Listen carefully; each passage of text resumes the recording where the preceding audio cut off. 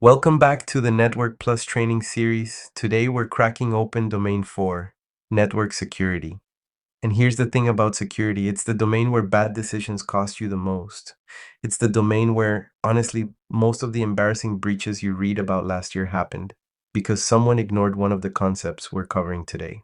So let's get into it. Objective 4.1 is about common security concepts, the foundation stuff, the vocabulary every network engineer and every exam taker needs to know cold. We're covering the CIA Triad, authentication and authorization, all the major auth protocols, regulatory compliance, security frameworks, and zero trust. That's a lot, but it's all connected, and by the end of this lesson, you're going to see exactly how. Let's start with the CIA Triad. CIA stands for confidentiality, integrity, and availability. These are the three things every security control is trying to protect. Confidentiality means keeping secrets secret.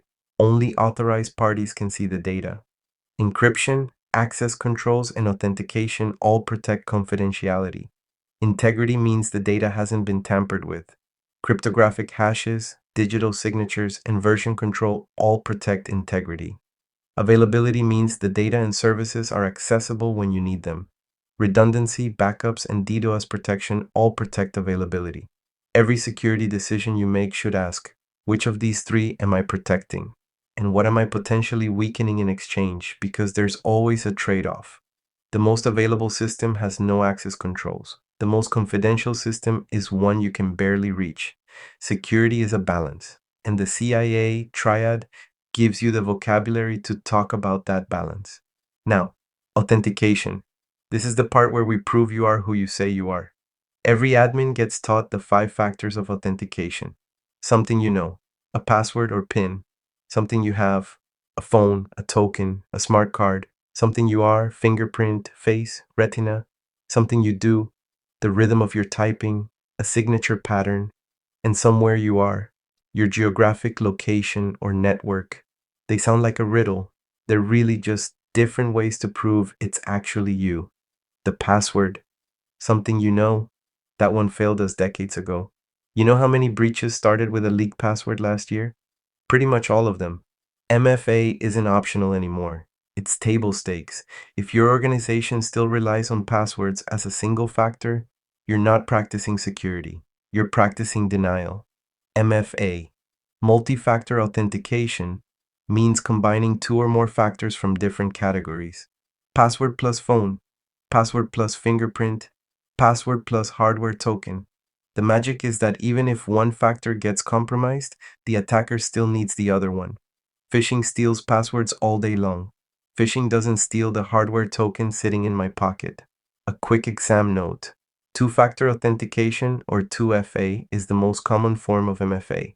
Don't let the terminology confuse you. 2FA is just MFA with exactly 2 factors. Next, SSO, or single sign-on. SSO solves a real pain. The average employee has to log into maybe 50 different applications. Nobody's going to remember 50 strong unique passwords. SSO lets them log in once to an identity provider, and then that provider vouches for them across all the connected apps. One login, many apps. The magic protocols behind SSO are federation standards, SAML, OAuth, OpenID Connect.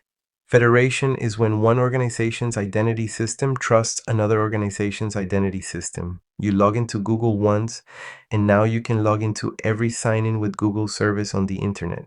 Now let's talk about the authentication protocols. This is where the exam gets picky, so pay attention. LDAP, pronounced LDAP, stands for Lightweight Directory Access Protocol. LDAP is where user accounts live. Microsoft Active Directory is built on LDAP. It's a directory service. Users, groups, computers, policies, all organized in a tree structure. Every user has a distinguished name or DN that describes their exact location in the tree. LDAP runs on port 389. The encrypted version, LDAPS, runs on port 636 now. Radius versus TACACS. Plus, this comes up on the exam constantly. Here's how you never get it wrong again. Radius uses UDP on port 1812. It encrypts only the password. The rest of the packet is plain text. And it combines authentication and authorization into one single step, TACACS. Plus uses TCP on port 49. It encrypts the entire packet, and it separates authentication, authorization, and accounting into 3 distinct steps. That separation is what the plus refers to. In 2026, you'd think encrypt everything and separate concerns would have won the argument years ago. Radius somehow still dominates in Wi-Fi and VPN authentication. TACACS. Plus is mostly used for network device administration, who can log into switches and routers. I don't have a great explanation for why we still use both. I'm just the messenger. SAML, SAML, stands for Security Assertion Markup Language. SAML is the Web Browser Federation protocol you've used 1,000 times without knowing it. When you click Sign in with Google or Sign in with Okta, your browser gets redirected, Google authenticates you, and then sends an assertion back to the original app saying, "Yep, this is Jane, trust me." That assertion is the SAML token. Kerberos is a ticket-based authentication system built originally at MIT in the 1980s. It's what Active Directory uses under the hood. A user authenticates once to a key distribution center, the KDC, and gets a ticket-granting ticket.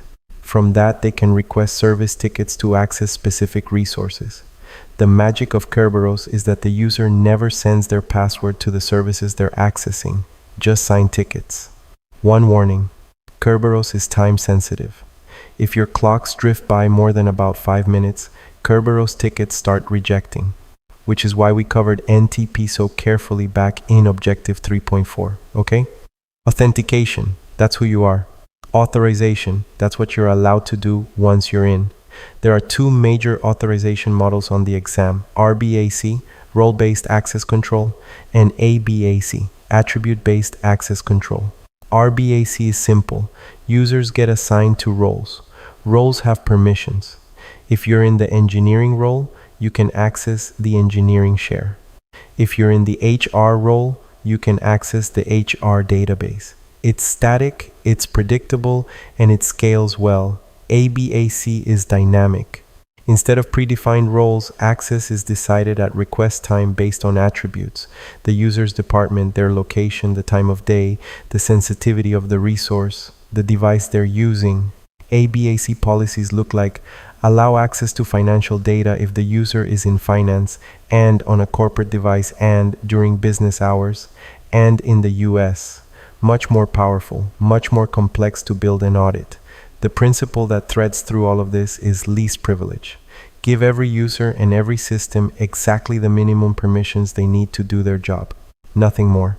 When you give an admin God mode because it's easier than writing a proper policy, you've just created your next breach. Now let's talk compliance. The big 4 regulations you need to recognize on the exam: GDPR, General Data Protection Regulation, European Union Privacy Law. Applies to any company handling EU residents' data. Huge fines. Right to be forgotten. Data breach notifications within 72 hours. PCI DSS, Payment Card Industry Data Security Standard. If you process credit cards, this applies. 12 core requirements covering encryption, access control, monitoring, and vulnerability management. HIPAA, Health Insurance Portability and Accountability Act, U.S. Healthcare Privacy. Protected health information, or PHI, must be encrypted, access logged, and breach reported. SOX, Sarbanes-Oxley, Financial Reporting Integrity for Public U.S. Companies. Controls around financial systems, audit trails, and executive accountability. You don't need to memorize the deep details of each. You need to recognize them and know which industry they apply to. Security frameworks are the playbooks that help organizations actually implement security. The big 3: NIST Cybersecurity Framework, ISO 27001, and CIS Critical Security Controls. NIST CSF is the U.S. federal framework. 5 functions: identify, protect, detect, respond, recover.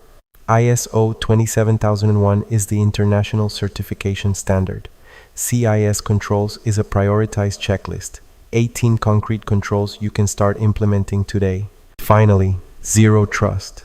You've heard the term, you've seen vendor marketing that makes it sound like a product. It's not a product, it's a philosophy. 3 words: never trust, always verify. Every request, every single one, gets authenticated and authorized, regardless of whether it came from inside or outside the network. The old trusted internal network model is dead, and it deserved to die. Every major breach of the last decade exploited the assumption that if you were inside, you were safe. Turns out, attackers really love being inside too. Zero trust means you verify identity, you verify the device, you verify the context, and then you grant the minimum access needed every single time. It's harder to implement. It's also the only model that actually holds up in a world where the network perimeter is a fiction. Here's the thing about everything we just covered: CIA Triad, auth-protocols, regulations, zero trust doctrine. None of it matters if you don't actually implement it. There are Fortune 500 companies paying for compliance audits while shipping production code over SSH with password auth.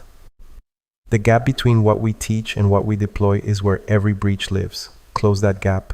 Understand these concepts deeply.